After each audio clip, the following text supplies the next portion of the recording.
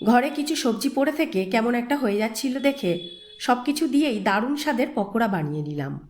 বাড়ির সবাই এই পকোড়া খেয়ে বলল চিকেন পকোড়াকেও নাকি এই পকোড়া হার মানাবে। সন্ধ্যার স্ন্যাক্স হিসাবে তো বটেই, ডালের পাতেও এই পকোড়া কিন্তু দারুণ যাবে। সবাইকে নমস্কার জানিয়ে নীলিমা রেসিপির আরেকটি নতুন পর্বে স্বাগত জানাই। দুটো ক্যাপসিকাম গাটা একটু শুকিয়ে যাচ্ছিল বলে দুটোকেই কুচি করে নিয়েছি। দুটো বড় সাইজের পেঁয়াজ কুচি করে নিয়েছি। রসুন 5 থেকে 6টা কোয়া কুচিয়ে নিয়েছি। 6 থেকে 7টা কাঁচা লঙ্কা কুচিয়ে নিয়েছি। ফুলকপির ফুলগুলো দেখে আপনারা নিশ্চয়ই বুঝতেই পাচ্ছেন কালো কালো হয়ে যাচ্ছিল, সেগুলোকেই হালকা করে একটু গরম জলে ভাপিয়ে নিয়েছি। আর একটু বাঁধাকপির পাতা গরম জলে 10 মিনিট রেখে দিয়েছি। বাঁধাকপির পাতাগুলোকে কিন্তু একদম ফোটাবো না। তারপরে টমেটো সস নিয়েছি 1 টেবিল স্পুন, চিলি সস নিয়েছি 1 tablespoon, soya sauce 1 tablespoon, ভিনিগারও 1 চামচ নিয়েছি। দুটো সেদ্ধ আলু ছিল, সেটাকেও আমরা পকোড়াতে মিশিয়ে দেবো গ্রেট করে। নুন স্বাদ মতো তো লাগবেই। তাছাড়া 2 কাপ বেসন নিয়েছি, একটা ডিম নিয়েছি, আর সামান্য একটু চিনি লাগবে। প্রথমে সেদ্ধ ফুলকপির মধ্যেই পেঁয়াজ কুচিগুলোকে হাত দিয়ে একটু ডলে ডলে দিয়ে দেব।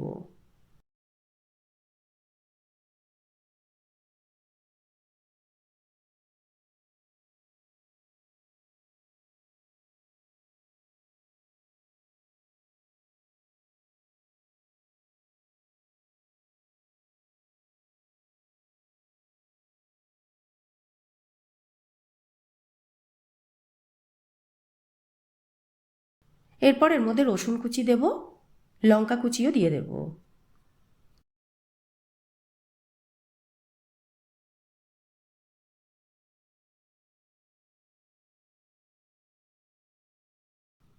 তারপরে ক্যাপসিকাম কুচিগুলো দিয়ে দেব।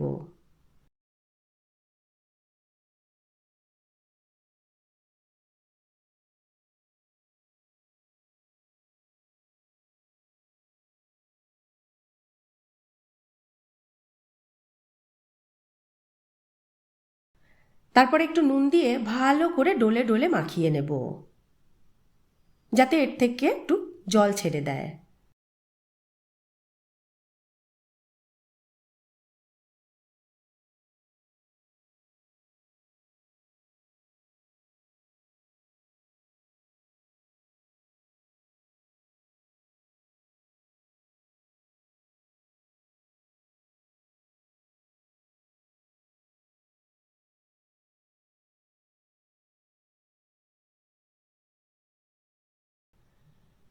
তারপর এর মধ্যে টমেটো সস দেব,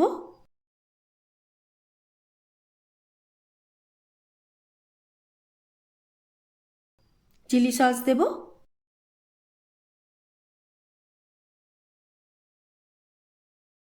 সয়া সস দেব,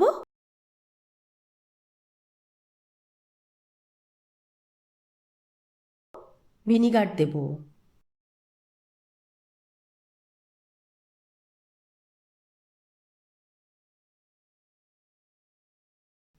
এবারে বাঁধাকপি দিয়ে দেব।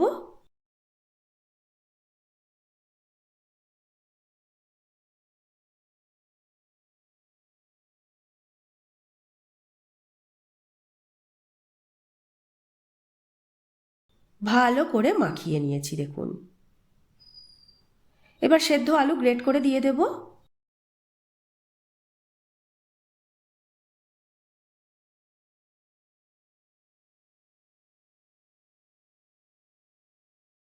তারপর মাখিয়ে নেব আবারও ভালো করে।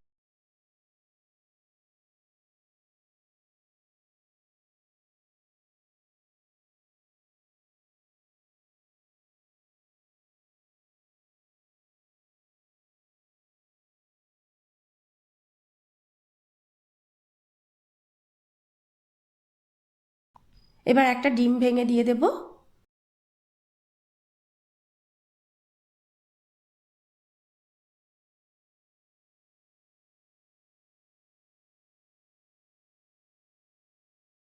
আর অল্প অল্প করে বেসন দিয়ে মাখতে থাকবো।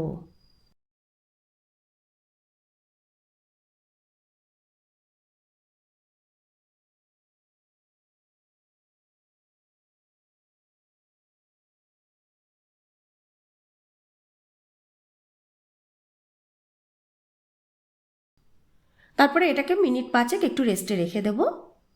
সবশেষে একটু সামান্য চিনি এর মধ্যে মাখিয়ে নেব।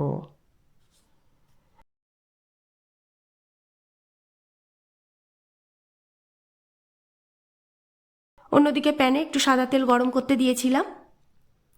এবার অল্প অল্প করে দিয়ে বেশ 2 পিঠ গোল্ডেন ব্রাউন করে ভেজে নেব।